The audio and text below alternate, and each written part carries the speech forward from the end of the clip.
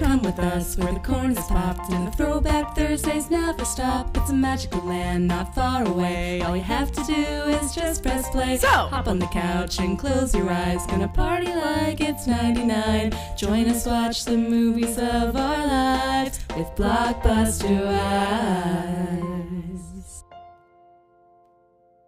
Welcome to Blockbuster Wives, where your two favorite 90s babies talk about movies from the era of a certain blue and yellow video rental store. I'm your host with the most late fees, Shea Baby. And this is Stacy, not always kind, but always rewinds. And you're listening to Blockbuster Wives. Wait, I started doing the presidential theme when I meant to do wedding music.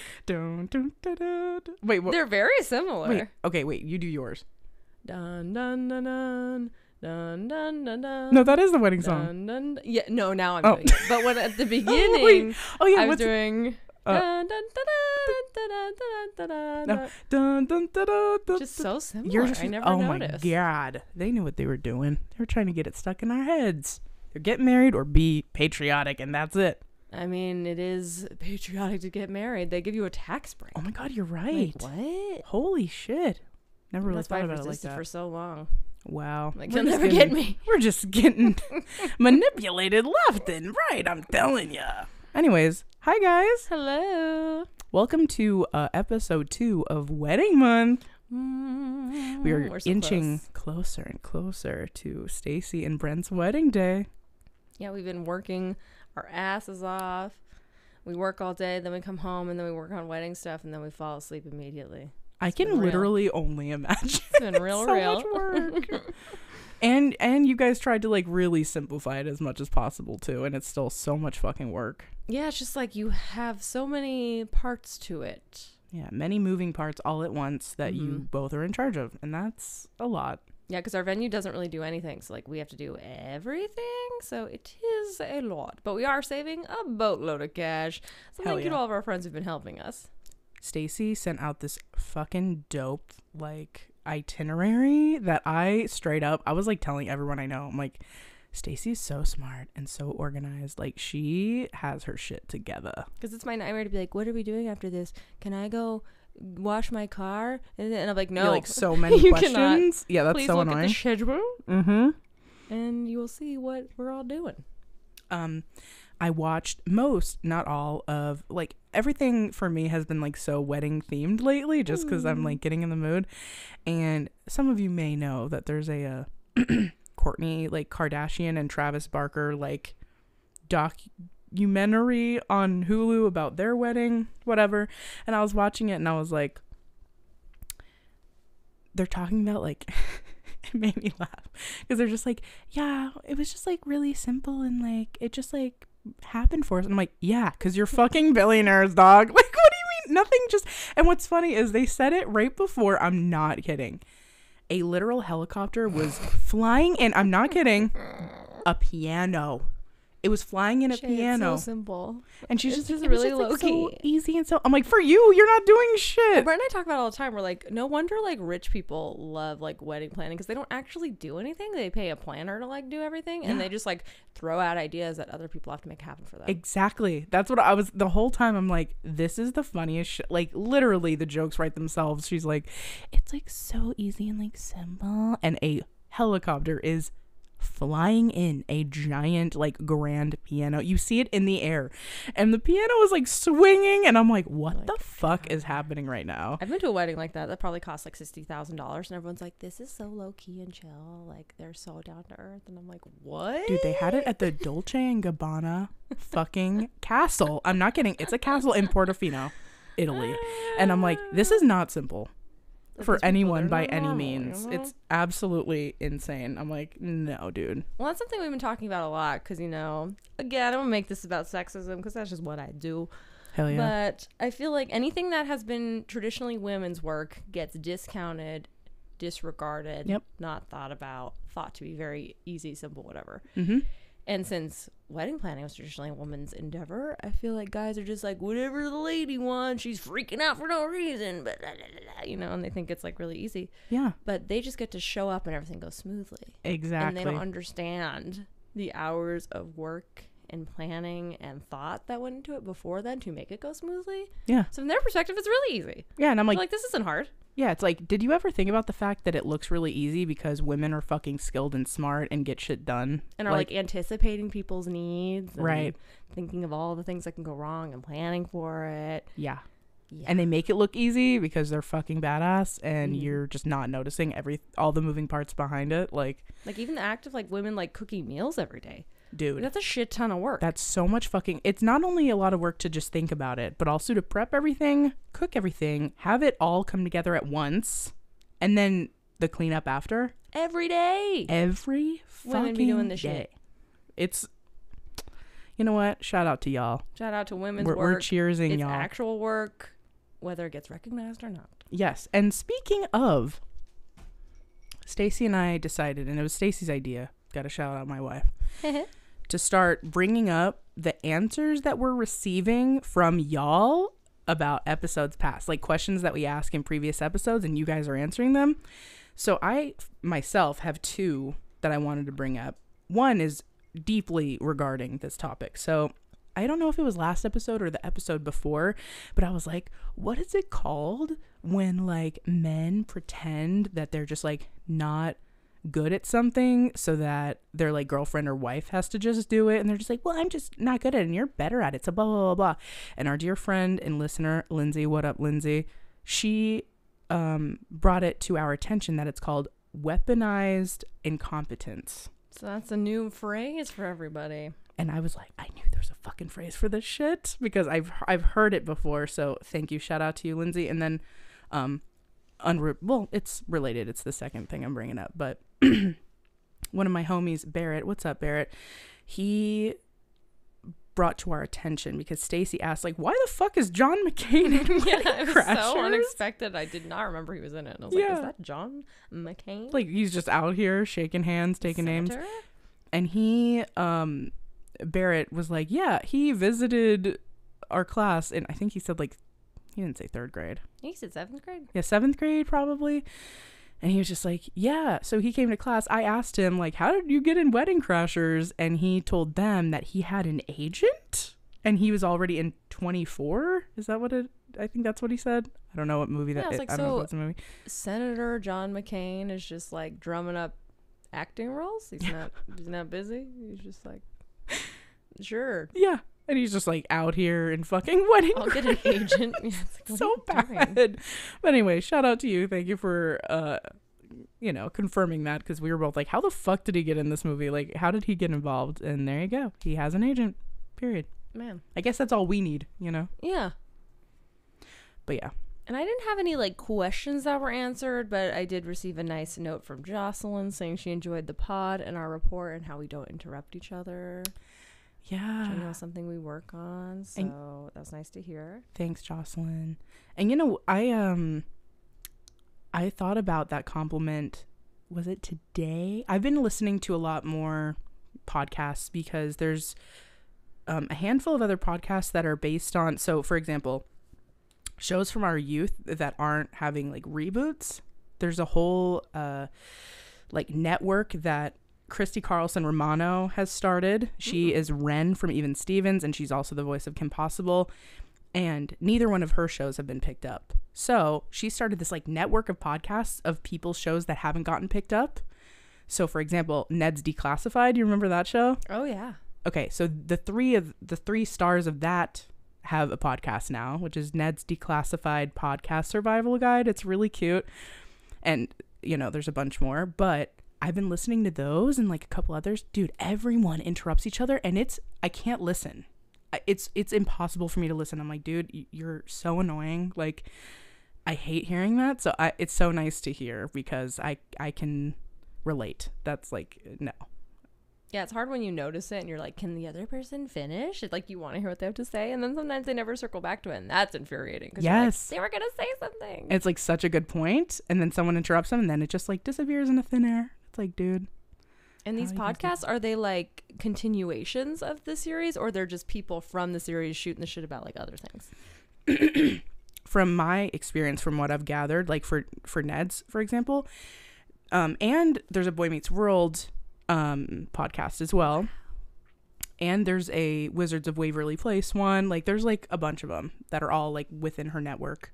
I think also the three brothers from the Lawrence brothers have one as well. Okay, can we get Salute Your Shorts in the mix? Dude, holy shit. I loved Salute Your Shorts. Or like Pete and Pete. That'd be so cool. I think summer camps were such a vibe when we were a kid, like Parent Trap and Salute Your Shorts, and I never got to go to such a camp, and I was always like, this is amazing. Like this whole world. I've always wanted to have like a camp themed birthday. And I thought that would be so fun. That would be. To make like t-shirts for everybody and like do activities. Oh my gosh.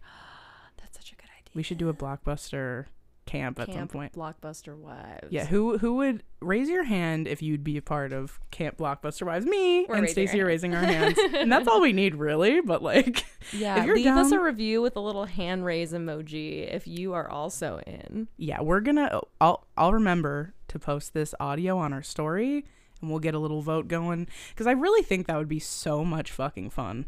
And Stacy and I have been talking about kind of doing something in celebration of like any milestone for what did we say, like 1,000 downloads or listens or something like that. We surpassed 2,000, so we gotta set our sights on maybe 5,000. Okay, well the next big milestone, maybe we can plan on it, maybe like later on this summer or something. I don't know, we'll talk about it. But anyway, what I've gathered about these podcasts is, so for Ned's for example, they're watching the show, they're like rewatching it separately. Oh, okay. And coming back together, and each episode of the podcast is one of their episodes of the show in chronological order. So they talk about the podcast, or not the podcast, they talk about their show. They kind of give like behind the scenes, and then they talk about like their own like lives now. And it's really interesting. I love a recap podcast. Yeah. Like I love How Did This Get Made, which recaps movies, and I love That's Messed Up, which is a Law and Order SVU podcast. I probably talked about them. I don't watch Law and Order SVU, but I love their recaps, and I listen to it religiously. Yeah, I don't think you have mentioned that one. Maybe you have and I didn't pick up on it, but I know everyone is obsessed with SVU. Yeah, it's fascinating subculture, and like I still don't even really want to watch it, even based off of their description, but they're just so funny that the way they talk about it, like they make fun of it. They're like ACAB, so it's like a really funny take on SVU. Oh, that's fucking. And I suspect that I just like more than if I were to even just watch it. And are they the people from that show? No, they're just two lady comedians who are just huge fans that have seen like every episode. So they really do have like a textbook knowledge, and like, isn't this the guy that was in this episode where this happened? I'm like, damn, these bitches like have seen every episode multiple times. That'd be me talking about like Sex in the City. Like for real. I dive deep. I know everything about that show. That could be your next podcast. Maybe. But you'd have to be in it because I only do podcasts. It could be you teaching me about Sex and the City since I know nothing. That actually would be kind of funny, except you would just be like, I'm done with this. I'm fucking done. And I'd be like, I get it. I just love it so much. But anyway, I digress. But we appreciate you guys listening, and we just love you so much. And I just want to take the time to say thank you, because Stacy and I both separately and together through our DMs always get amazing compliments and your feedback and just like so much love, and we just love you guys.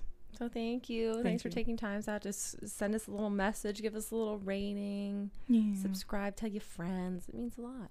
And join us at Blockbuster Wives Summer Camp, because I actually want to do that now, and that's going to be my hyperfixation for the next 3 months. So cheers. Anyway, all right, cool. I do have one more update. Oh, yeah. So for the Matilda episode, which I think was like single digits, right? I think it was I'm gonna look back real quick. Super early episode we did. Yeah. And I talked about how I loved reading Roald Dahl books as a kid, and I had read a lot, but I had never read Matilda. And I had finished one book on my Kindle, and I was like, oh, what book should I read next? And I was like, I should read Matilda. And so I got it on my Kindle, I read it, and it was so good. And I was shook at how much the movie took from the book. Really? Like whole chunks of dialogue. Basically all the Trunchbull lines are from the book. Oh shit. All the scenarios are from the book, like the gluing the hat, the chocolate cake, like her father being a crook, even the tricks he uses for the cars. That's all in the book. Ugh. Thank God for Danny DeVito, man. Yeah, and really the only thing the movie added was the additional scene of Matilda going by herself to like mess with Trunchbull. Yeah. The movie added that, and that's not in the book, but that's like basically it. And like all the drawings of Trunchbull, like exactly like Trunchbull, like her outfit and everything.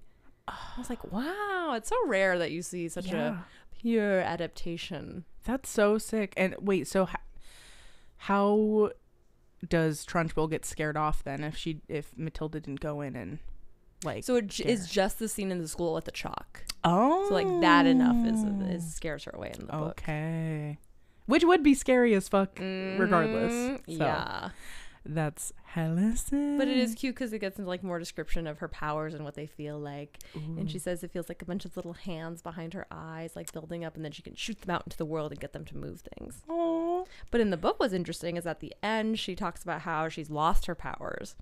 And Miss Honey's theory is that she was so unstimulated and bored in like the first grade class because she's a super genius that she had all this mental energy that had nowhere to go. But by the end of the book, Mrs. Honey's got her like in advanced classes and like doing all this cool stuff. So Matilda doesn't have all that. That's so cute. And in the book, she gets adopted by Miss Honey too. And she does get the same plot. Like the parents, like the cops are after us for selling the shitty cars. We gotta go. Oh my god. It's like it's spot on. And it only took like a couple hours to read. Like it's a very, very cute story. Highly recommend. Really, really cute. And the drawings of Matilda are so cute. I need to see. Little, tiny little girl. Oh, they're adorable. And she's so cute in that movie. And the drawings of Miss Honey are sick too. They gave her like huge glasses and like a little top knot. But one description of the book that I thought that the actress who played Miss Honey nailed is that it was like she seldom smiled, but she still projected a warmth in her eyes. Which is so true. Yeah, and I was thinking about it, I was like, Miss Honey doesn't really smile a lot in the movie. No, but she's very like soft. Yes. Just overall, like her energy is just very soft and almost like not slow in the way that we all have like come to like slow, meaning like stupid. She's just like intentionally slow. Mm-hmm. Like slow paced in a good, gentle way. Like she's perfect for an elementary school teacher. Yes. That is so cute. Yeah, and I was like, man, they fucking nailed it.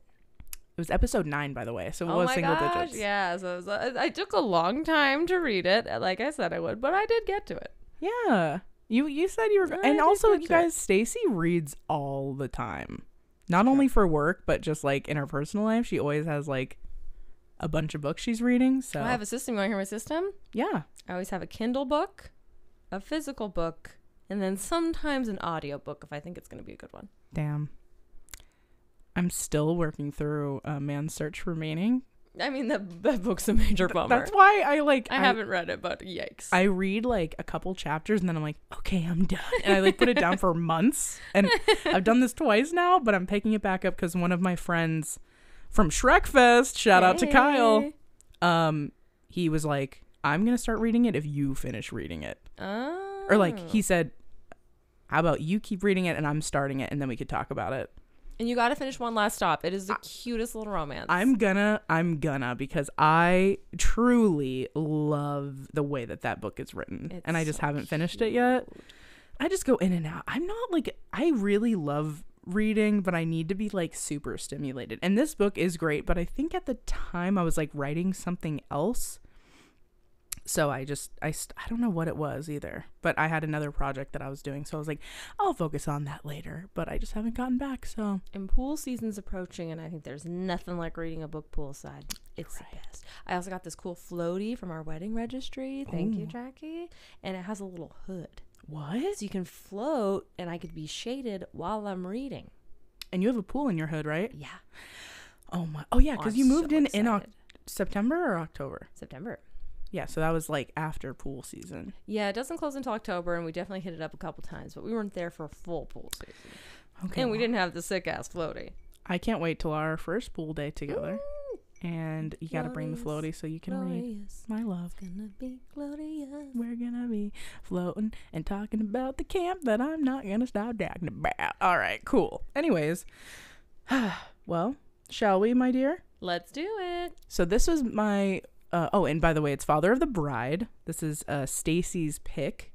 I had never seen it, so this is my first time, but I love a good Steve Martin and Martin Short situation. Like, just fucking brilliant, as always. And I was really shocked to hear that Shea had never seen it, because it might have been just my house, but this movie got a lot of play in our household. Like, I think it was both always on TV, and we had the VHS, and I think it's just such a family-friendly movie that you can put it on really in any setting, and it's like funny and cute and sweet, and it's like not raunchy at all. Like, it's very heartfelt and adorable. It is really, really, really cute. And by the way, anyone who has any extra time and wants to do this, the house from the movie looks so familiar, and I have searched up and down trying to find what this house is from. It does look very familiar. And I was like, is it Freaky Friday? And I was like looking into it, and it's not that, from what I've gathered. So if you have any time and you're interested and just like want to look it up, please do, and then tell me, because I was just like, I fucking know this house. How do I know this fucking house? And I could not put two and two together. So again, if you know, holla at me. And it is kind of a generic looking house, so it could be like, it looks like many houses. True. It looked like a few houses that, like, Dennis the Menace is one of them, the movie from the early 90s. And then I was also thinking Freaky Friday. And then I was also like, this can't be the Boy Meets World house. And like, I was just like spiraling. So if you guys are interested in shit like that, holla at me if you can. If you know I know what's they have like pages, right, of like, this movie was used for this, but maybe it was only used in this movie. Yeah. Okay, it was in the movie Guess Who. Guess Who? Guess Who? Looked it up. But that's it. That's all it says. Guess Who? I think that was like Bernie Mac or something. Yeah, I think that is Bernie Mac. I've never seen that. Okay, well, I think I saw it like when it came out in the 90s, and I don't really remember it that well. Because I went through like a huge Martin Lawrence kick. God, yes. Like any movie that he was in, I was obsessed with. Because he is so fucking He's so funny. He says everything with his whole chest. He was like my favorite actor for a while. Which again, I was probably like quoting him aggressively in my family. Just stop. We talked about that with Eddie Murphy too. Exactly. Like, oh no. And Chris Rock. We're just like, please stop. Right, like a little 7-year-old white girl like doing Eddie Murphy and Martin Lawrence impressions all day. It was a different time, okay? That's all I can say. I thought I was hilarious. You know what? I know I was doing the same shit. So that's truly questionable for both of us. My nephew is 10 years old, and I just think about the things I was doing when I was 10, and I'm like, you're already exhausted just thinking about them. Like, I was singing the song Fat Lip by Sum 41 because it's going on our wedding playlist. Fuck yes. But I was like, wow, I remember singing the song with my whole chest. Like full blast. And I remember vividly the part where it says, the doctor said my mom should have had an abortion. I like screamed it in the car, and my mom was like, real nice, Sarah. My sister, because she knew. That's where I heard it from. She knew. She's like, why are you playing this music for your sister? Because that's so Sarah's steez, which I love. Shouting about abortions. Didn't know what it was, but I just thought that shit ruled. Mom should have had an abortion. And it echoes. And I would do the echo. Portion. I was like, what? And I just like, if my nephew said that, I would die. I can't even picture him saying it. But there I was, little ratchet ass. All the songs I would like with my whole chest, because I really didn't understand like all. Okay, something that I was talking about something I was thinking about the other day was all my Now CDs. And some of them were like edited and some of them weren't. And there's this Janet Jackson song you guys probably know that's like, all the girls in the party, look at that body, shaking that thing like you never did see. Got a nice package. All right, guess I'm gonna have to write it tonight. And it's so good. Like, you guys need to listen to that song if you don't know it. But I would be like, like dancing full blast. Nobody stopped me. And I have a very Catholic mother. And it didn't even click to her. And I'm like, when I listened to it again, when I revisited as an adult, I was like, holy shit. Like, thinking about me being like, crazy. Anyways. Yeah, it was a different time. We were out of control preteens. We sure were having a fucking blasty blast at everyone else's about abortions and packages. Abortion, ride it. I don't want to waste my time. I'm just like rocking out. Like, you got a big package, let me ride it. Abortion. Jesus Christ. Truly out of control. And also how Stacy and I didn't know each other at 10 years old boggles my mind, and I hate it. I know. We were two I wish I met you earlier. Before we even knew. I know. Going to the same Blockbuster and everything. Ugh. But anyways, okay. I can kick us off with some corporate bullshit. Let's fucking do it, baby. Corporate bullshit. Some bullshit. Okay, so Father of the Bride was released December 20th, 1991. So a Christmas movie, really. Right after we were born. Yeah. Little Christmas and it sure is. Vibes. The ending music is like full Christmas. And the snow and everything. It snows. So yeah, definitely winter vibes. Absolutely. Which I wonder if they only... Because the movie doesn't really need snow. And I wonder if they just added that just to be like, it's a holiday movie. I think that so, shit makes money. They're like, it's a Christmas miracle. Right. Yeah. It's 105 minutes long, so pretty close to the ideal of 90. Absolutely. It was directed by Charles Shire, who also directed The Parent Trap. Yes. And I was like, there's so many similarities. Like the mood, the tone, it's very similar.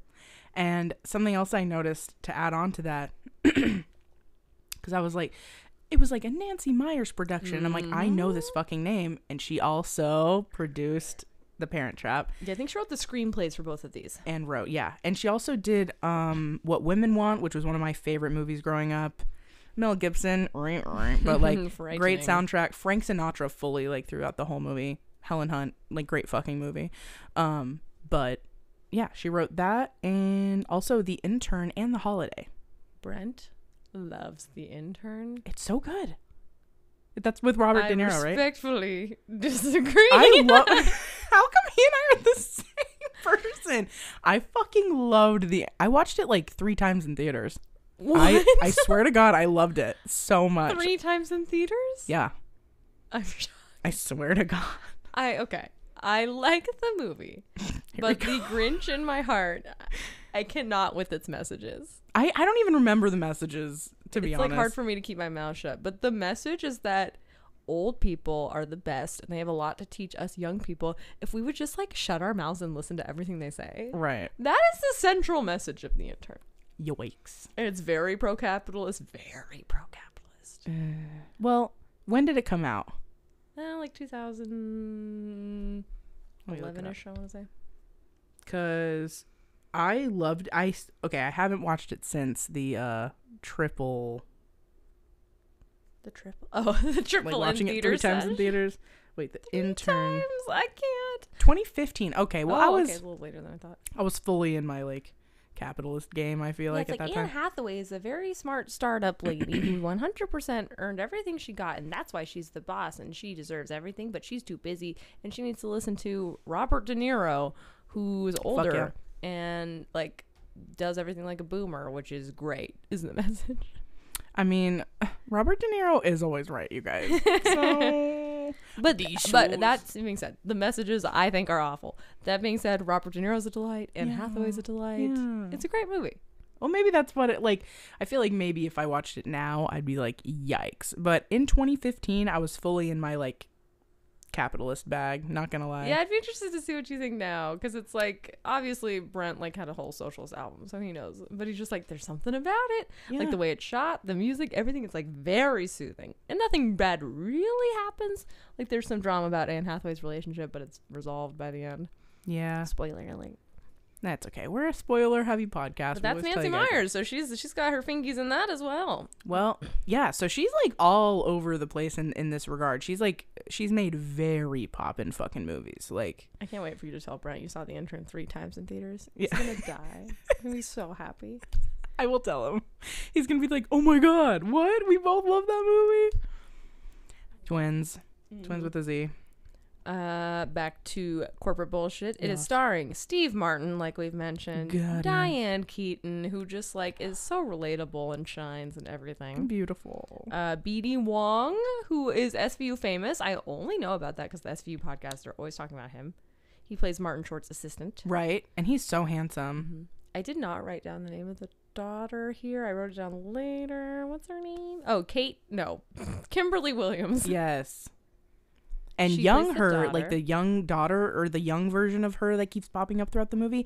I was like, why does she look so familiar? She was in Beethoven, the movie. If you guys remember that fucking movie. The big, what kind of dog is that? Bernese, like mountain Saint Bernard. Saint Bernard with the little barrel. Yep, so cute. Which, by the way, Hazen always compares me to. He's like, in another life, you're gonna be a fucking Saint Bernard saving all these little kids. That sounds great. Yeah, he's like, that's you. I'm like, you know what? I fucking know, because it's also my Patronus. Patronus, yeah. Yeah, I got like a fucking weasel or something. Mine was random as fuck. I would love to see that. Like I would love to for you to, but wait, isn't that, oh wait, no, Hermione's is otter. An otter. I bet that's yours. Or maybe it was a stoat. And I had to look up what a stoat. It was a stoat. What's a stoat? It's like a type of goat. That's fucking sick. Because it rhymes. I don't know. Fucking hell yeah. That was like a stoat. The rectangular irises, you and know. The only reference I remember is that Hagrid makes stoat sandwiches at some point. So yeah. like, Out of your Patronus? How dare you? Stoat sandwiches? Yeah. Although goat is really good. Yeah. Goat cheese. Goat cheese, goat meat, sauce, but really fucking good. Mm-hmm. Anyways. But they got devil eyes. It's all good.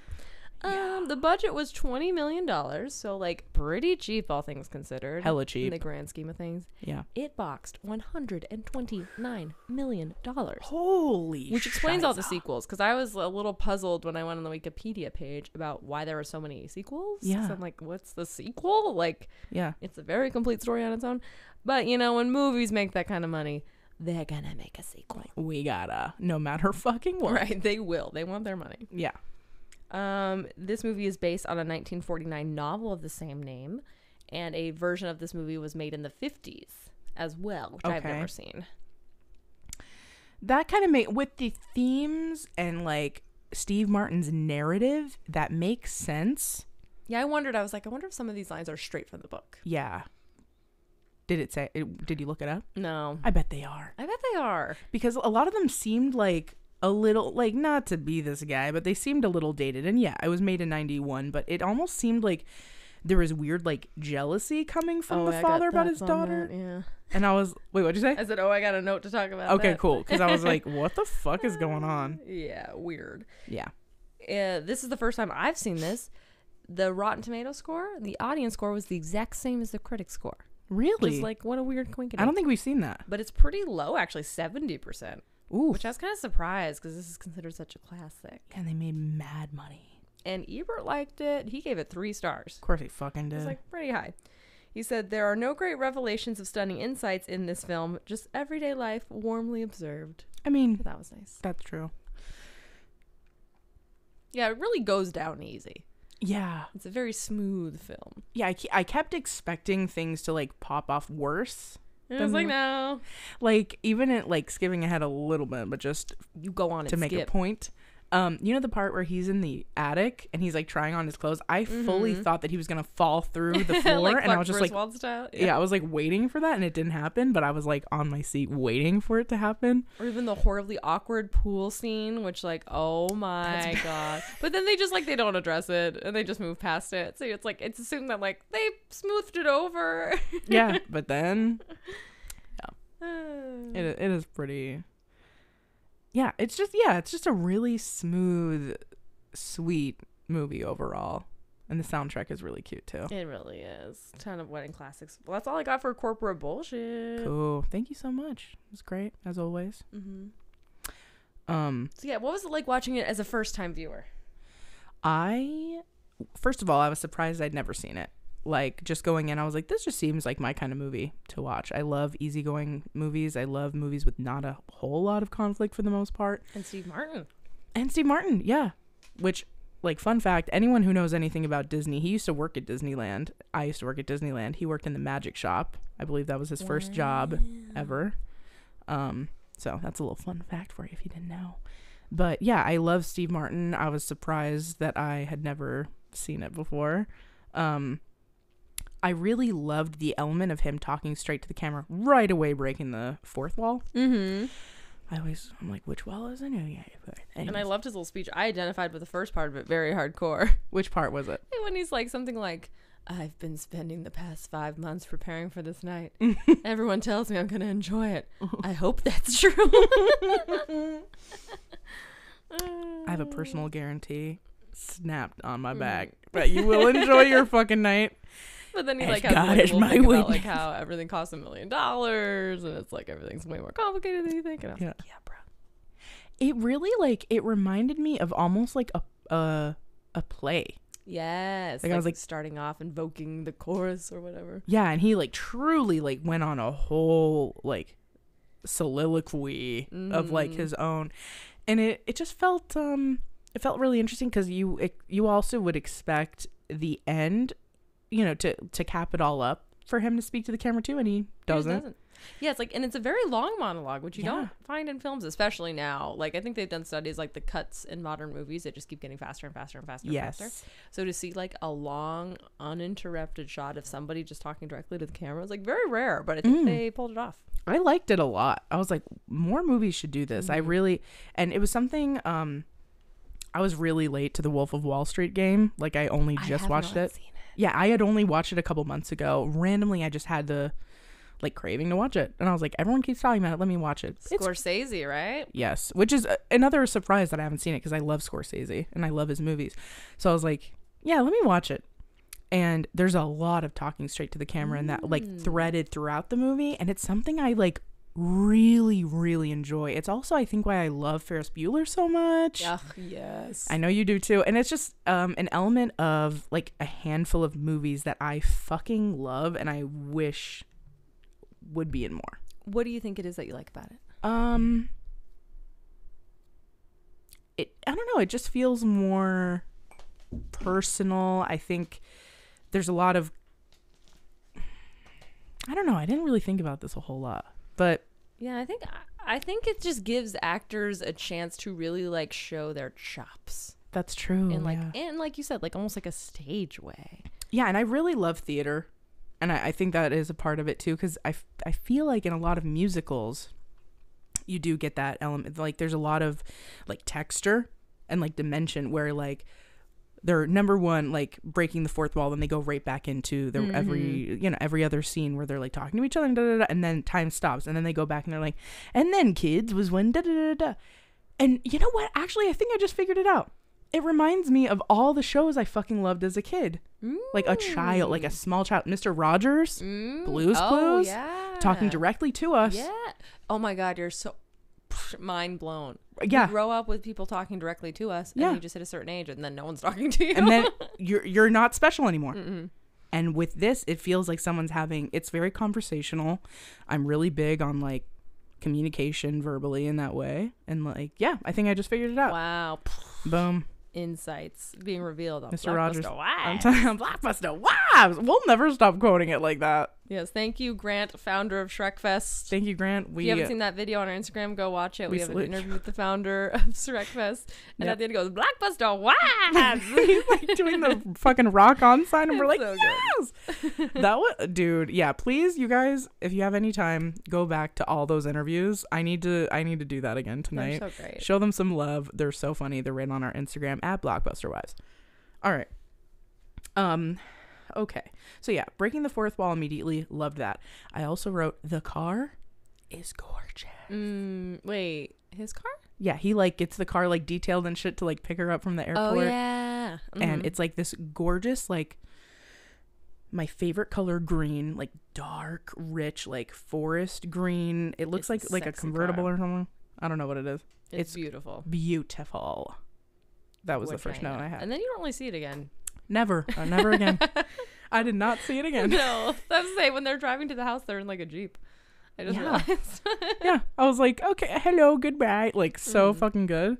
You also get introduced to him, like, at the beginning. He's talking to the fourth wall or whatever. Yeah. And then he talks about his job where he runs a shoe factory. And I was like, isn't that what the dad does in Jumanji? Yes. What was there a fascination with dudes running shoe factories in the 90s? Because I feel like it came up in one other thing, but now I can't remember. But I was like, this is a weird trope. No, you're very right. There's some weird like similarities to like, it's a lot of 90s movies have weirdly similar threads in between, and especially like movies that are made so close together. Like I'm pretty sure Jumanji was made in like 93 or something like that. Yeah, writers are like, what's the dad gonna do? I don't know, he runs a shoe factory, which is random as fuck. These shoes. Yeah, I don't know. Random. Also, that's my Robert De Niro impression. If you guys have never heard it, it's great. These shoes. Actually, you need to see it. Never mind. It's more of a visual one. I'm like, rewind. Pretend I didn't do that. I will do it for you IRL sometime. Just ask me. Okay. I also wrote that Steve Martin's dance moves are lit. Like he dances in almost every movie I see, and I'm like, you know how to move, dog. Oh yeah, good for you. He's hot. Fox. He is. He has beautiful eyes. He does, like sparkly little blue eyes, expressive face. I thought his eyes were green. Maybe they are blue. Oh, I thought they were blue. Either way, they're just like very sweet And it's like the way he talks to is like very sensual, and I'm like, okay, white-haired daddy. Oh, hi. He's very passionate, which I love his speech. Fast forwarding his speech to the future son-in-law. Yeah, and he's like, she's just passionate. It's a problem that comes from my side of the family. We're all really passionate. Yeah, and he definitely plays passionate characters. Yeah, he does. And like, I really love that part too, because he's like, I just realized my daughter's exactly like me, and he's just like my wife. They're a perfect match. And I'm like, ah, it's very cute, so sweet. Also skipping ahead a little bit, but when he and his daughter play one-on-one basketball, so cute, the cutest fucking scene I've like ever seen in my life. It's so adorable, and it's to My Girl. Are you fucking serious? Get out of here.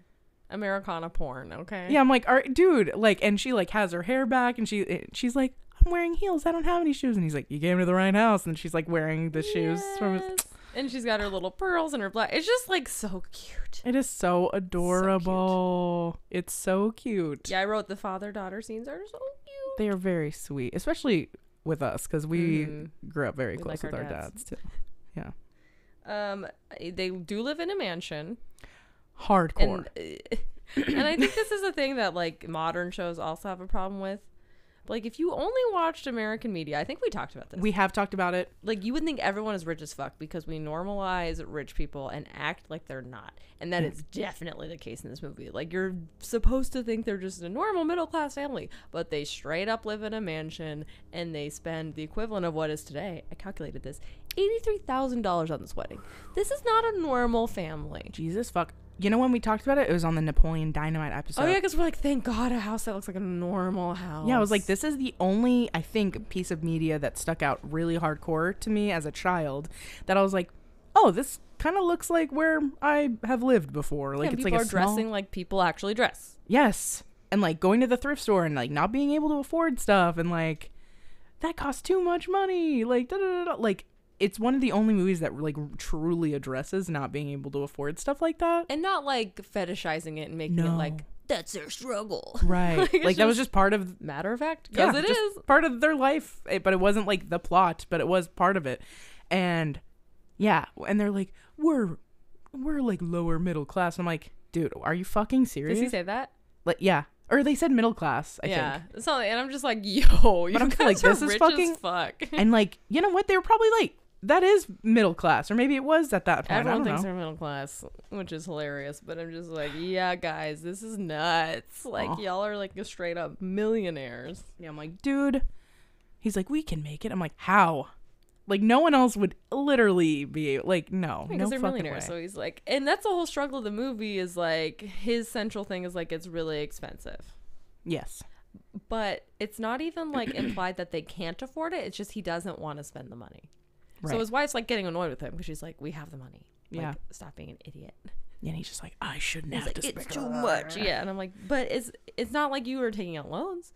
It's like you're maxing out credit cards. Yeah. You just don't want to spend it. Which is fine. Yeah, which makes sense.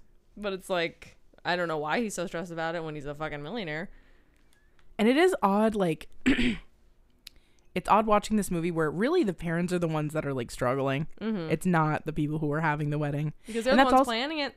Like we're talking about, the people planning it always have the hardest job. Absolutely. If you can just hand it off to somebody, great. And that's that's like a rich family thing to do. It's just like, here you go. It falls on you, mom and dad. Mm-hmm. All right, bye. And even they hire a wedding planner. That's true. And it's an expensive fucking wedding planner, a.k.a. Martin Short. Fucking amazing. Literally so amazing. But wowza. Yeah, but the movie does expect you to believe with a straight face that just your average American family. And I'm like, whoa. And like we always talk about, if aliens came down and they fucking saw this movie and they're like, oh, this is the average American family, they'd be in for a rude awakening. Right? Very rude awakening. You're an idiot. Big, stupid. Fucking stupid alien. And along those lines, the son-in-law is like the most boring, milquetoast, rich-ass, uncontroversial guy any lady could ever bring home. I know. And it's like Martin Short not Martin Short. Steve Martin's like still a dick about it. Like, fuck him. I'm like, what if he was actually truly different? I know. Like from a different race or a social class or whatever. Like, what? Would you fucking shoot him? You would fucking hate him like, on a just different like level. Kill him on sight? Yeah. The only reason he liked him is because he was like, oh, you're like my wife. What? Right. Like, that's the only reason you like this guy? That's crazy. And I will admit, I had a little chip on my shoulder about this guy because watching it now, I was like, he is Brett Kavanaugh in Tucker Carlson's, like, love child. Like, he just looks like a conservative dick. Oh, he does. With his, like, fluffy little hair. Yeah. And his rich-ass parents. Yeah. And his... I did think it was weird when he keeps feeling up on the girl's knee. When in front of the parents. I was like, why would... You don't need to be touching her knee at all right now. I know. It's very odd. It is. It is odd. I mean... So I'm on to this guy is what I'm saying. Yeah. Sorry. I don't trust him. I don't trust him either. He's too rich and douchey. He's rich and douchey. His parents are obviously right-winged losers. I think you're saying lunatics. Well, lunatics as well. That comes with the territory. No, but like, come the fuck on. And like, I mean, just not our steez. No. Like, I was like, no way. Maybe the least likely, like we're the least likely to be into somebody like that. But Diane Keaton's like, we're lucky. He checks all the boxes that we should. I'm like, want. that he's white and rich, bro? Yeah, exactly. Fuck off. And I love her in this movie, and I just love her in general, but come the fuck on. Mm-hmm. Nah. I'm like, of course you like him. He's the most boring dude in the world. I know, and I wrote down the quote that Steve Martin says, which is really funny when he meets him, and it's like his narration, but it says, "It was the first time I ever hated the sound of my own name." And I was like, oh my God. Yeah, and this kind of gets into the weird jealousy issues. This is where they start to rear their heads, and we start getting monologues about how he's like, you're your daughter's dad, and then one day other man replaces you, and I'm like, no. I'm like, you're still her fucking dad. Like, what? These are fulfilling very different roles. Yeah, it's and you know, like, I feel like we've talked about it before, where there's like a lot of moms that do this, where they're like, I don't even know the right terminology, but basically they get like super jealous of their like son or daughter's whatever girlfriend, and it's like, what Freudian role are you trying to fucking fulfill in their life? Very Freudian. Like, it is, and it's scary. Like, but usually you hear it on like the other way around. Like the kid is like longing for someone that's like their mommy or whatever. True. But in this scenario, it's like the mom is, I'm the only woman in your life, and it's like, what the fuck is wrong with you, dog? So weird. And also just this concept of like, your daddy takes care of you until your husband comes along, and then he takes care of you. It's like, what? Yeah. Like, what if I'm a lesbian? What if I'm asexual? What if I don't want a partner? Exactly. I just die according to your theory. Yeah. I haven't been passed off to somebody. Yeah, it's really odd. Like, I really truly started feeling uncomfortable listening to some of his monologue. I don't even know like direct quotes, but it was like that's the socially accepted way of talking about it. Like, that's the dominant culture. I think we're getting away from it, but it's like that was definitely considered totally normal, right? Which, like, looking back now with our eyes being grown women, it's like, you're being fucking weird, dog. Thank God my dad was never like that, though. Thank God. Me too. My dad's protective of me, but he wasn't like, you have another man in your life. Like, he was never, he was always like, if you love him, I love him, you know? Mm-hmm. So, luckily, but fucking weird. Although, I don't know if I ever told you that. I probably told you this. The weirdest thing my dad has ever said to a dude, and he never said anything like it ever again.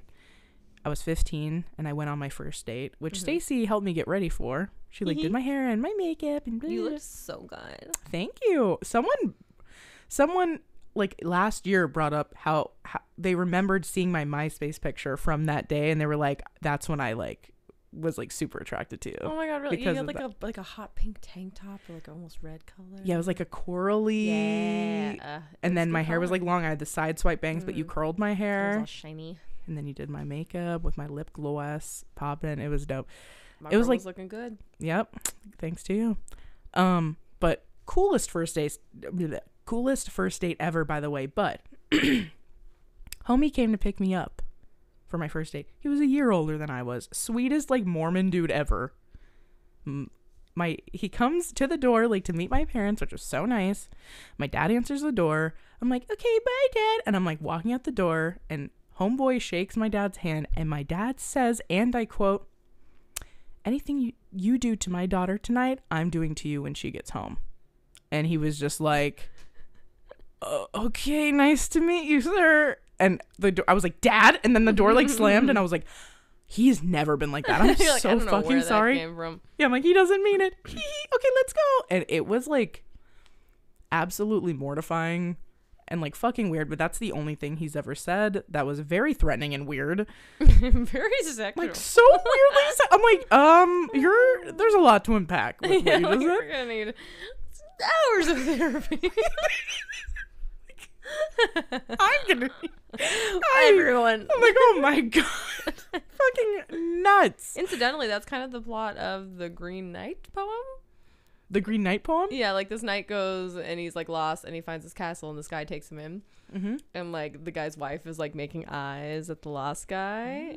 And the guy who owns the house, he's like, anything you do to my wife, I'm gonna do to you. Like same exact thing. What the fuck? And so like the wife keeps like hitting on the guy and he's like, ee. Maybe my dad read that. Maybe. My But dad's then like she does a big give him reader. a kiss, and so later on, the owner of the castle gives him a kiss, and it's very homoerotic Hot. for medieval poetry. That's very hot. And maybe my dad did read it. Maybe like, this is But the also, thing we do. I'm like, don't say that to like a 16-year-old kid. Like, what the fuck are you doing? Like, just so odd. And my dad has never been like that ever again. Like, he's very protective, but not like that, you know? That was fucking weird. And I think he like realized, because I wasn't the kid that was like, you're embarrassing me. So I think when I was like, Dad, and then he like slammed the He's door, like, I think he was probably like, oh shit, I turned it I went on. too far. So he never was like that ever again, but that was so fucking weird. And yeah, hours of therapy. Anyways. Yeah, there's a lot of protective daddy vibes in this movie that are not okay. Yeah. But on the flip side, Diane Keaton, so good throughout the whole fucking like very movie. level-headed, very normal. So realizes they're rich. Yeah, she's like the just only one who seems to understand. Yeah. She's like, we Yeah, like I don't know why you're freaking out. We can afford this. yeah. And like the way that she talks to him is very sweet, but it's also very like what I like about this movie is you can tell it was written by a woman. Yes. Because the women aren't like these like lunatics, like fucking nutso supremes. Because I feel like a lot of the time when men write women, they're like nuts and they're like over the top, angry for no reason, like bitches for no fucking reason. But you can tell a woman wrote it because homegirl is like so cool-headed and very logical and very sweet, you know, and she just seems like a good wife who has like great intentions. And it's like, yeah, dude, obviously. Anyway. Also, when they go to the like father and mother-in-law's house, like their in-laws' house, there's a little Bugsy dog. Yeah, there's several cute dogs. Like a Buzzy two dog. Dobermans. There's a little Doberman. Yeah. There's another third dog. Yeah, there's two I think it's two Dobermans and one Bugsy dog. Okay. Yeah. So cute. I was like, adorable. And I also wrote down another quote where he's talking to the father-in-law and the father-in-law was like, yeah, I was a little freaked out too because they only met a few months ago. And whatever. And then he's like, but then you just have to realize, you know, you don't have any control, so you just gotta let it go, you know? And then the quote that Steve Martin said, like his narration says, is, this guy was starting to make too much sense to me. Like, he like gets mad and leaves and then like snoops through his shit. It's so funny. I was like screaming internally when he's still holding the like pocketbook and like running around the house like, put it down, you idiot. I feel like I've done shit like that before and I'm like, why am I still holding this? Like, not like stealing other people's shit, but like, you know, you like dissociate and then and then you're like, I'm still holding it. Like, why the fuck am I still holding the spatula or whatever? I just picture you like in your bed, personal coming up with the spatula, like, wait a second. But also the medicine cabinet thing is so real. Like, so real. I hate it, but I've done that so many times, especially with people I'm like sleeping with or whatever. Oh, yeah. So I used to be a snooper, but I feel like the older I get, the more I'm like, I don't want to know. Yes. I just don't. I don't know what I'm going to find, so I'm not going to do it. That's a better call for sure. And let me just say right here, right now, that I don't do this at everybody's houses, so do not think that I'm like going to your house and looking through your the shit. Sounds of deadbolts But closing across the city. I'm like, no. I tell too many of my secrets on here. What up? No, but with some of y'all, I'd be looking at that cabinet. No, but mostly it's with like people that I'm like actively sleeping with, and I have to like they're like, go get the Advil, it's in the da da da. I'm opening it anyway. So I'm gonna take a fucking look. Okay, we've all done it. Don't judge me. It's like being in the shower. We've all done it, all right? Don't be that guy. Anyways, so yeah, so relatable. Hashtag relatable. And yeah, I just wrote the fucking Doberman. Imagine if a dog so scary is just fully like, I'm gonna fucking attack you Dobermans right now. Are like, their heads are like 80% teeth. Yeah. They have like little tiny bony heads filled with teeth. I mean, like all of us, but still. No, their teeth, like take up their whole most fucking of head. their fucking head. And like, they're like scary. Pointy fucking ears naturally, right? They're not like clipped. I don't think so. I don't know though. Me neither. I just said that. I have no idea. I think that they have like naturally like pointy fucking ears, and they just like look like dogs that are gonna like literally fuck your shit up for the rest of your life. Totally could. If a Doberman wants to maul you, it will. It fucking will, dude. That is scary. And he's just like underneath the desk, and then it's like, and he's just like, gotta go. He would rather jump out the window. Yeah, than deal with the 80% teeth dog. Yeah, which I fucking get. That's crazy. That's so scary. Oh my God. I love the scene where, Steve Martin is getting over his angst, and he's like, all right, let's start talking about this wedding. And they're having ideas for it, and he goes, I know, we'll go to the steak pit. And the son says the funniest shit, where he goes, I don't think you want the word pit on the invitation, Dad. Yeah, that's Macaulay Culkin's son, or brother, right? Yes, I think so. It's so cute. Dude, that kid is so cute. But I will say, I didn't think Steve Martin's idea for the backyard wedding was that bad. They were so mean to him. No, well, I think he was saying it on purpose to be like a dick really? about. I thought he really believed in it. No, I think he was saying it like, oh yeah, and we'll get paper.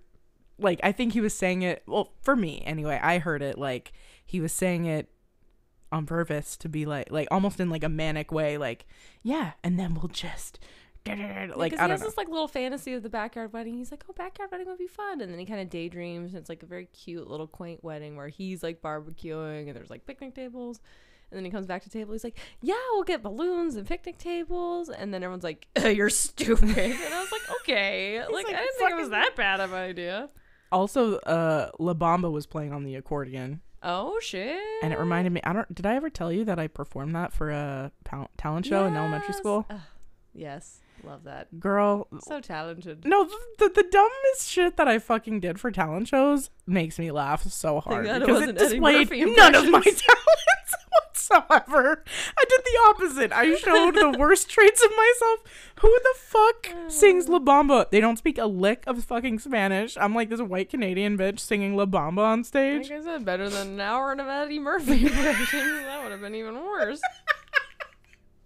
It's better than and I'm not kidding. My mom was like, I still have it in my mind. My mom wanted me to sing Come On Over by Christina Aguilera. Come on over. Like literally about fuck me. Come over to my house and fuck me. My mom was like, you should. You sound so good when you're singing that. And I was like, no, Mom, I'm singing La Bamba. Okay? Like, get it straight. Like, obviously, Mom. What else would I sing? Stupid. So dumb. I'm like, Shea, you fully played drum set at this time. Why didn't you fucking do that? Like, too obvious. Yeah, I'm like, I need to swing it. They're expecting it. Yeah, I'm like, I need to swing them with the realness of the shock value. It'll be provocative. It was, okay? In my mind, I was like, I'm fucking doing it to him. I also performed in the jungle, the mighty jungle. I sang that and that was a Mormon talent show. Interesting. Why? Couldn't tell ya. But anyways, I've never participated in a talent show. Guess I'm not talented. Lies. Fucking lies. You know what? I think the people who haven't performed at talent shows actually have the most talent and sense to not fucking do something like that. We didn't have a talent show in middle school, did we? Yeah, we did. I was in it. Yeah. Did I not see you? Israel Quinones, shout out to Israel. I don't know if you listen to this. He asked me to wear a dress that he designed in 8th grade. And it was really just very stretchy, like disco ball material. and it was very like Flintstone dress-esque. Oh.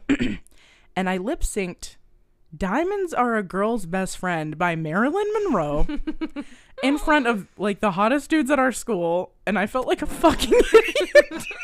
I totally missed it. I didn't think we had any talent Thank shows. God. I genuinely don't think my elementary school had a talent show. We didn't have a choir. We didn't have anything. It was very underfunded. I'm surprised you didn't have a talent show. No. That's wild. We didn't have anything. I mean, like I remember hearing kids be like, my elementary school choir. We didn't have that shit. You didn't? No. You didn't have a choir? No. We didn't have anything. I'm so shocked. I'm shook right now. Some people had elementary school yearbooks. We didn't have that shit. We did. Dang. See, your school is fancy. I feel like that's normal. Not for my school. I know what I'm saying. I think your school was abnormal. I think it was like. But you know what? Also, it's like, we don't need those. True. Like, we didn't need those at all. My elementary school was like predominantly rich kids, for sure. It was like the Palo. Gotcha. Maybe some parents just put it together then. Yeah. Or they were, I mean, it was like a lot of like rich Mormon people that went to my elementary school. So. Yeah. But anyways. La Bamba. And back honestly, yeah, that backyard wedding, so cute. I love that idea. I know, but then I thought at the end it didn't look like a backyard wedding at all.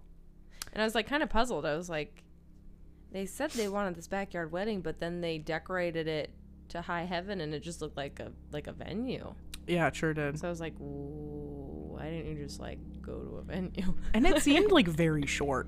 It seemed like it was like maybe an hour. Right. And I was like, well, that doesn't seem like worth $80,000. No. Not at all. It was like an hour and a half long or some shit like that. I was like, why didn't you do a father-daughter dance? Like, I just had a lot of questions. Yeah, there was a lot of weirdness.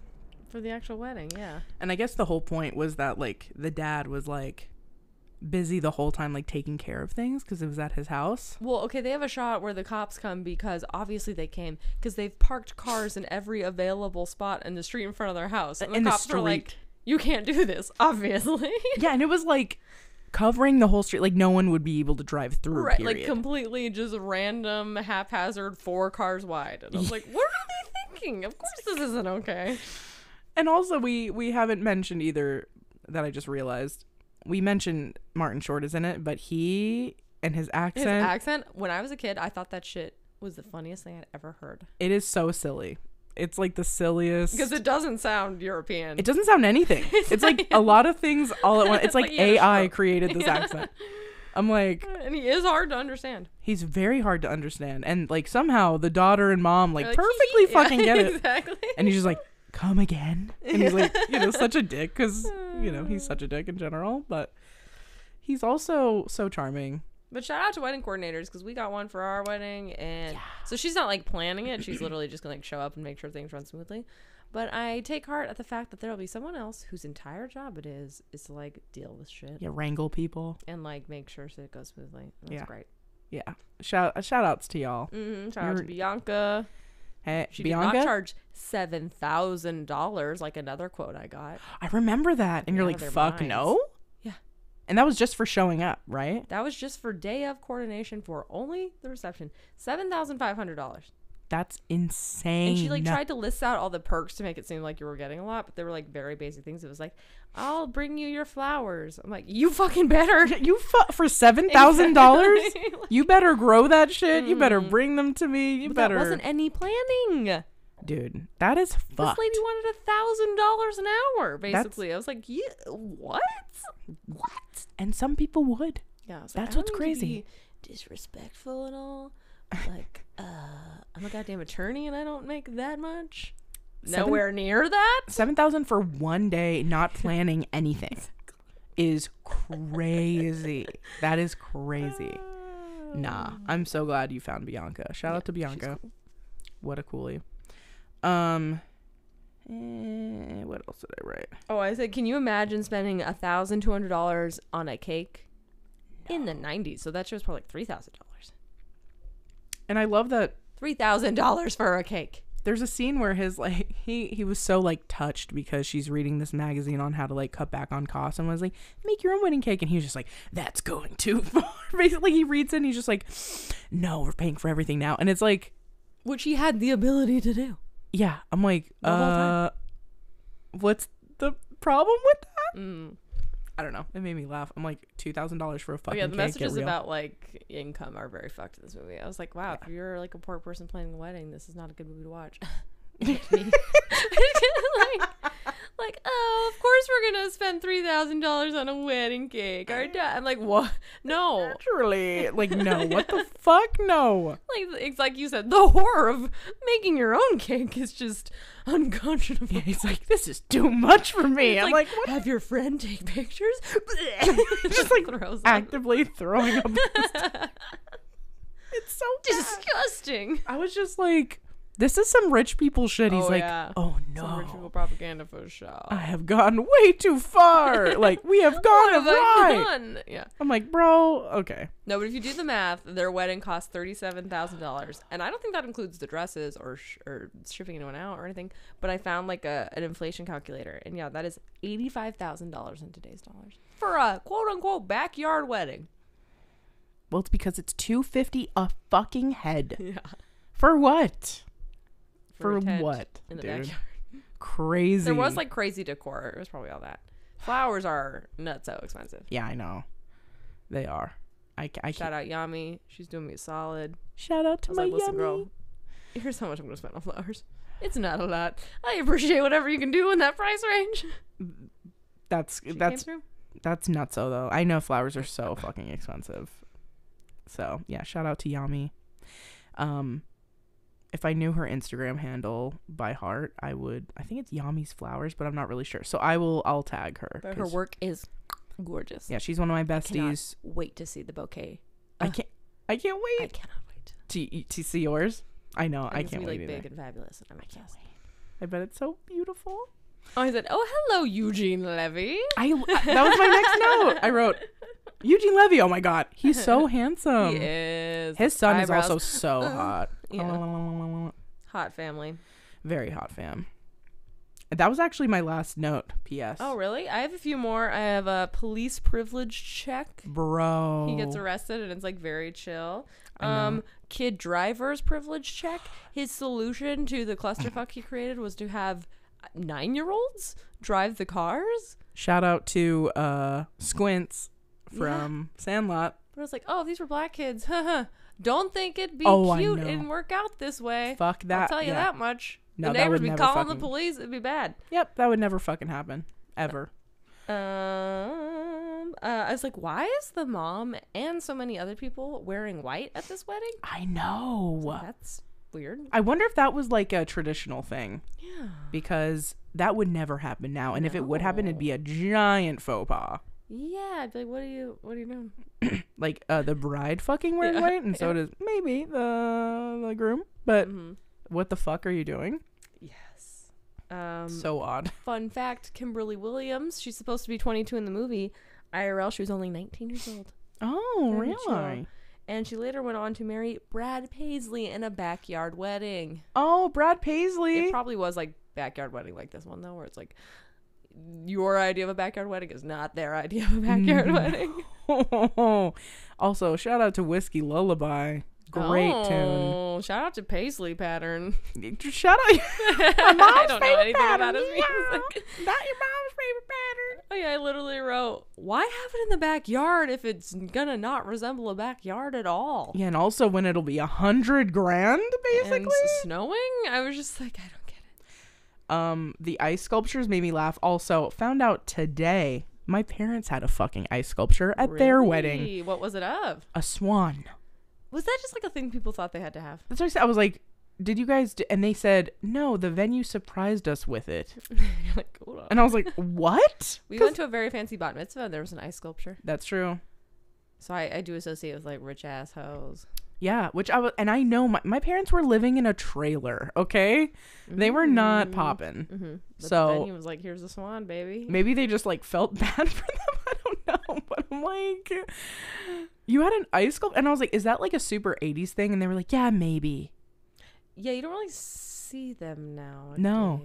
I think it was just like a pure status symbol, like flexed on them. Yeah. They were like, yeah, I think it was just like at that time period.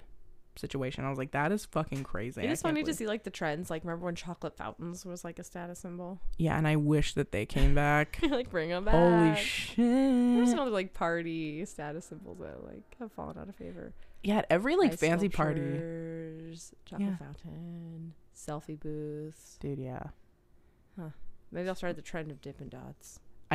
Oh my god, Stacy's having Dippin' Dots at her wedding, you guys. I could not be more fucking stoked. Holy shit. Amazing. Amazing, baby. I'm trying to find a quiz, but in the meantime, you want to trivia me? Yep. I believe I have 4 questions. Here we go.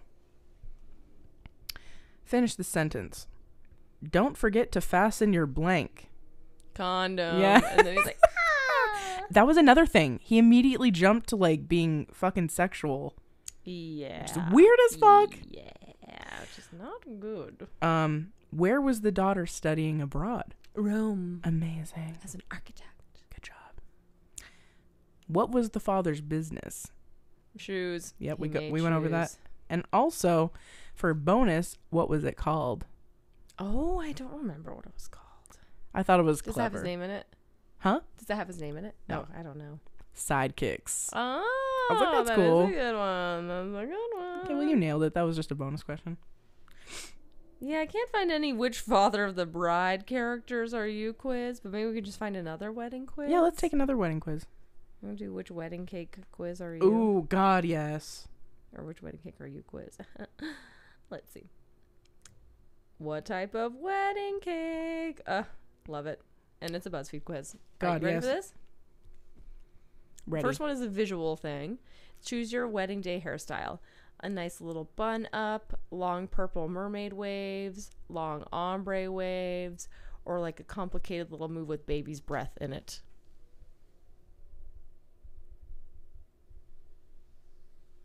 I'd probably do the bottom left, which is like regular waves. Yeah. I like a good like beach wave These situation. might all be pictures, but I'll do my best to describe them. Okay. Choose a venue. One's like a fancy hall. One is a beach. The third is looks like a coastal house. And then the fourth is like a church.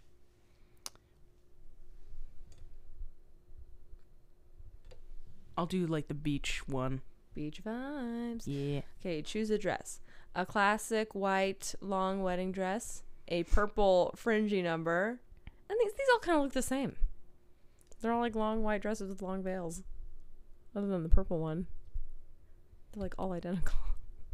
Yeah, and it's hard for me to see also. Whatever one is the sexiest. Okay. I honestly I can't think the tell first one. Okay. Choose an accessory. A tiara.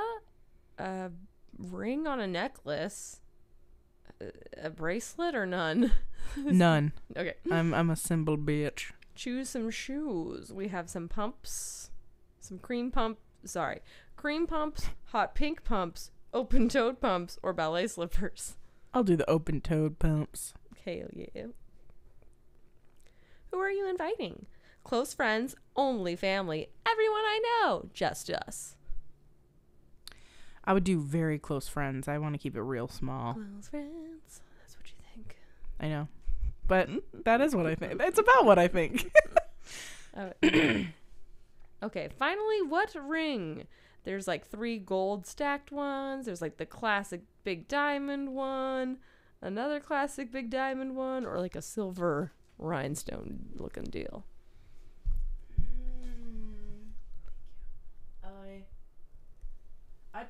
I'd do the simplest one. I'd probably just do the band. Although, Okay. I think for in real life, I would want something to like moss agate is what I've been focused on forever. Okay. It's like a green stone. It's so fucking that pretty. sounds lovely. But anyway, keep going. You got strawberry and vanilla cake. That's cute. That is really cute. I'll toss you this for my turn. Very I true. love a strawberry cake. Me too. Simple to the point. Loves it. Alrighty. Choose your wedding day hairstyle. The bun, the purple waves, the classic waves, or the baby's breath. The bun. Love that. Choose a venue. It looks like outdoorsy with like moss tables and like kind of a fancy venue place. Beach, Looks like a villa in like Italy or something, and then a church. Probably the first one. Okay. Then choose an accessory. We got a ring on a necklace. We got a tiara. We got a bracelet and a ring situation, or none. Tiara. Ooh. Choose a dress. Okay. There's one with like a super long veil. It's like poofy, almost looks like princessy. Then there's that like feathered lilac colored one. Then there's one that's strapless and hot. And then there's another. You really can't see the dresses. They're all very similar. I'll just choose the last one. Okay, cool. I like that one. Choose some shoes. They're closed-toed pumps. Noise. Okay, got it. Who are you inviting? Close friends, only family, everyone I know, or just us? It's like, I want to say close friends because I feel like that is who we're inviting, but it's still so many people. Yeah. You're just like you guys are popular. Oh, fuck. Oh, there we go. Please let me click you. Why are you doing this? Okay, there we go. Hater. Finally, what ring? And then there's like the stacked 3. Then there's like a circular, fully diamond one. And then there's like a square one. And then there's just the band. Just the band. We're going to just be doing gold bands for the ceremony. I think that's probably what I'll start wearing more often. You got red roses. Red roses cake. Like vanilla with red roses on it. Ooh, a rose flavored cake would be that'd good. Be fucking good. Hell yeah! All right, there you go. Have you ever had Earl Grey cake? You made Earl Grey cake, right? Yeah, for my niece's baby shower. I love that shit. It was Earl Grey lavender. It was so fucking good. I love that flavor. I love it too. It's so good. But all right. Well, oh my god. You know, honestly, this episode probably won't come out till after the wedding because we busy. Yeah, we're very busy, but so by the time you're listening to this, I'll probably be married. Yeah, so say congrats, okay, to our producer and our amazing co-host. Apologize to my dad, apparently, according to this movie. Yeah, my new dad. And yeah, say congrats to Brent and Stacy. You better. Once you listen to this, if you haven't already. And yeah, I know I'm gonna be a blubbering, happy, cute mess that every whole time I day. read my vows, I'm like, ugh. I think I'm gonna have like a really hard time reading them. Yeah, I can only imagine because you wrote them yourself, right? Yeah. I did love you. I did a test speech today to like time myself. Ooh. And I cried the whole time. Aww. Yep. So I'm gonna try to keep it together. Be the best part. I'll just like have my little tissues. I know. Yeah, we do need to keep those tissues on us for real. I have some like cute little ones. Oh, I need to get some waterproof mascara. I just reminded myself. Yeah, you do. Like hard. Yeah. Some, okay. Like, cement shit. I can't believe it. My heart is so full. It's gonna be fun. It is gonna be so fun. We can't wait to tell you guys all about it, obviously. Yeah, we're gonna do probably one more episode. Yeah. My Big Fat Greek Wedding, which is like such a fun movie. Yeah. And we'll do a little wedding recap. Yep. And maybe I was thinking of maybe making a little cake for us to eat for it cute. as well. Have some champagne and cake, talk about it with y'all.